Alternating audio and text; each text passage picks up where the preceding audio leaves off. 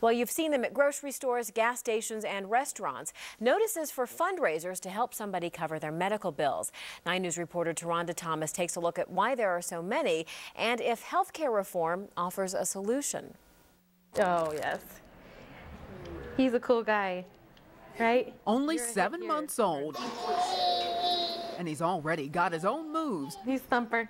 There he goes. It's like he knew. Jeremiah Kruger brings his mom so much joy, despite his own pain. He can't sit up, he can't roll over, and he wants to so badly. Because Jeremiah has a rare skin condition known as EHK. Epidermolytic hyperkeratosis. Something his mom and dad had never heard of until Jeremiah was born. He basically lacks the protein that is used to hold the skin on your body. Jeremiah's already been hospitalized 6 times, expenses covered by Medicaid. Awesome.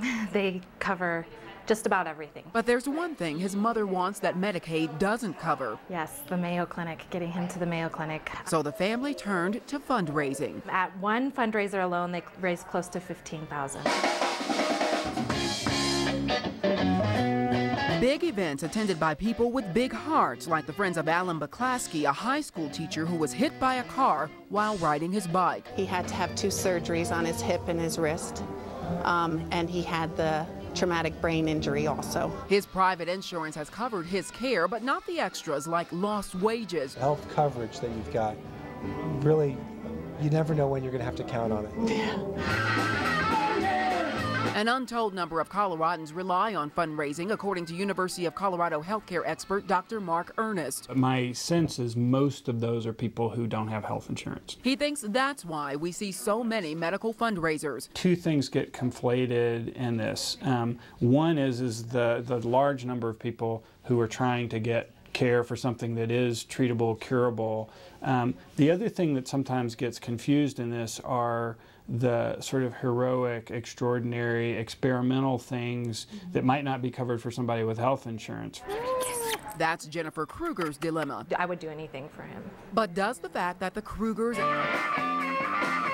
and the Baclaskys have to raise money say anything about shortcomings in insurance coverage?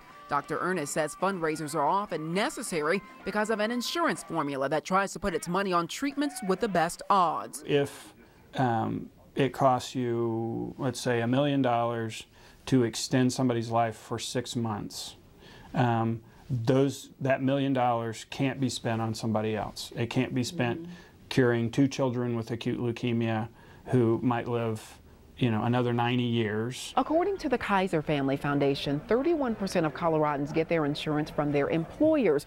51.8% use Medicaid. About 17% of Coloradans are uninsured. Congress is closer to passing some sort of health care reform, and Dr. Ernest says if that happens, there could be a change in the number of families that have to rely on fundraising. I think the reality is that if we covered everybody with a basic package, you would see very little fundraising. Allan's event is just as much a celebration as it is a fundraiser. It's made us feel that we can make it through anything now. Go, go, go. Jennifer looks forward to the day she can celebrate with Jeremiah. He's my hero. Until then, she'll keep looking for the money to get him what he needs. I know he's going to be okay. Taronda Thomas, 9 News. And Dr. Ernest says although medical fundraisers may cover some expenses, they typically don't raise enough money to cover the cost of a cure.